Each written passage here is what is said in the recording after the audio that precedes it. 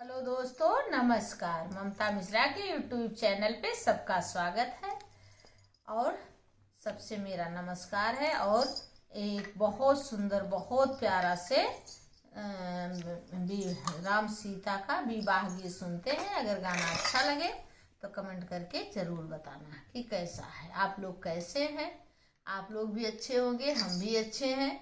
इस समय 14 तारीख तक अभी शादी विवाह खूब चल रही है। आइए, बहुत सुंदर राम सिया का बहुत सुंदर प्यारा गीत है और बहुत पुराना गीत है, ये नया भी नहीं है। आइए सुनते हैं कैसा लगता है।